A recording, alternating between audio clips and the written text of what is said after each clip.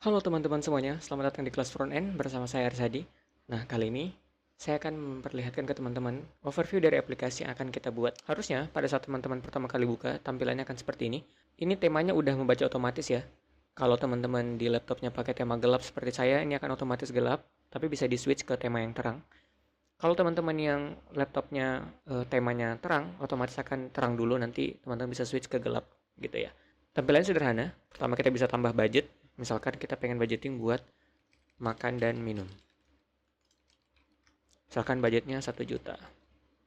Kalau kita klik di budget yang spesifik, misalkan kita klik ke makan dan minum, nah di sini kita bisa edit nih. Misalkan tadi kita salah input ya, 10 juta harusnya 1 juta doang.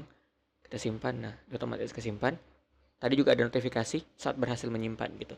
Berikutnya kita bisa catat pengeluaran di masing-masing budget ini. Misalkan budget dan makan dan minum kita pernah beli eh, air mineral 5.000. Kapan pembeliannya? Mungkin kita beli kemarin ya, tanggal 5.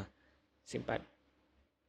Nah, otomatis budgetnya kita udah berkurang 5.000 karena kita telah melakukan pengeluaran sebesar 5.000. Misalnya kita tambah lagi, kemarin kita beli nasi padang. Nasi padang.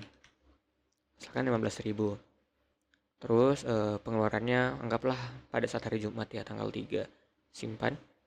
Nah, sekarang dia kekurang 20.000 dari total 1 juta, tinggal 980.000 karena air mineral dan nasi padang udah kita catat nih, jadi total kan 20.000. Sisa budget kita tinggal 980.000 kayak gitu.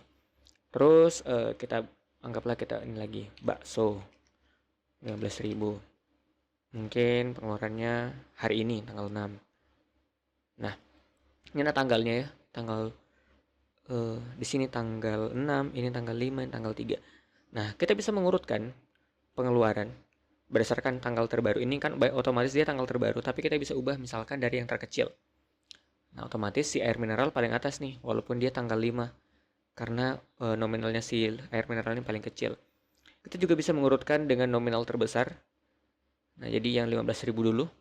Jadi si nasi padang dulu di atas, kemudian bakso, baru kemudian si air mineral. Terus kita bisa juga urutkan berdasarkan nama. Nah, air mineral dulu, baru bakso, A, B, baru kemudian N, nasi padang gitu ya. Nah, itu. Kita bisa mengurutkan dengan 3 itu. Kemudian kita bisa mengedit nih, misalkan bakso ternyata kita salah input, bukan 15.000 ya, misalkan 12.000. Kita simpan.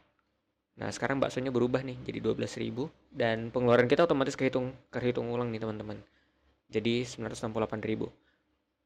Karena ini 12.000, 5.000, 17.000 tambah 15.000 jadi 32.000. Nah, makanya kekurang dari 968.000. Kemudian kita bisa kembali ke halaman utama, terus kita bisa tambah budgeting lain misalkan untuk nongkrong. Misalkan budget nongkrong 200.000. Nah, kita punya 2 budgeting sekarang. Kalau kita ke budget nongkrong, karena di sini belum ada pengeluaran, jadi masih kosong ya. Kalau di makan dan minum tadi kan udah ada 3. Nah, di nongkrong kita tambah lagi deh, misalkan kopi 10.000. Kapan nih kita nongkrong? Anggaplah hari Sabtu ya. Simpan. Otomatis kurang 10.000 kayak gitu. Semuanya ini akan kita buat dari awal tanpa menggunakan library apapun ya. Kita akan menggunakan hanya HTML, CSS, dan JavaScript murni. Nggak ada tambahan library sedikit pun, kecuali untuk icon-icon ini nanti kita ambil dari Phosphor Icons. Nah, perlu jadi catatan kalau kita tidak menggunakan database pada project kali ini, tapi kita menyimpannya pada local storage kita. Local storage miliknya browser. Jadi, apa yang teman-teman punya di browser, misalkan saya di browser ini Google Chrome. Nah, kalau saya buka di Mozilla, kalau saya buka di Firefox, kemudian saya salin. Nah, di Firefox kosong lagi. Karena kenapa? Yang tadi saya catat di sini itu hanya tersimpan di Google Chrome saya. Gitu ya. Kalau saya buka menggunakan browser lain nggak akan tersimpan gitu. Nah, tentu saja ini akan hilang kalau teman-teman bersihkan nanti cache dari Google Chrome-nya gitu. Kalau teman-teman bersihkan data penjelajahannya akan bersih nih nanti. Selain itu, pada akhir nanti kita juga akan belajar gimana ngupload website kita ke hosting online secara gratis yang namanya Vercel. Kemudian kita juga akan belajar gimana caranya mengenkripsi atau menyembunyikan kode JavaScript kita. Sebenarnya kan kode JavaScript itu bisa dengan mudah dilihat ya.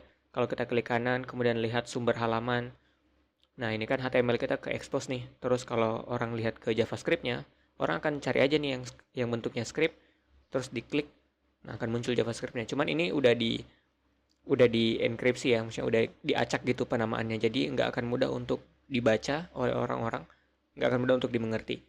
Nah, sekalipun mereka bisa dapatkan kode ini, mereka nggak akan bisa ngambil fungsi-fungsi tertentu yang kita punya. Misalkan kayak fungsi pengurutan tadi, fungsi pengurutan yang ini, kemudian gimana caranya kita ngejumlahin, itu tidak mudah untuk dicari tahu gitu.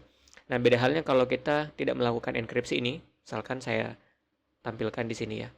Kalau kita live, nah di sini kalau saya klik kanan, lihat sumber halaman, kemudian saya buka ke bawah, paling bawah ada script.js.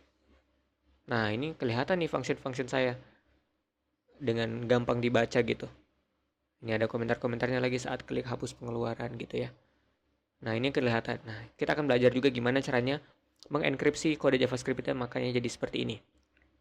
Oke, itulah overview dari aplikasi sederhana yang akan kita buat pada kelas kali ini. Kita ketemu lagi di video berikutnya untuk melakukan persiapan.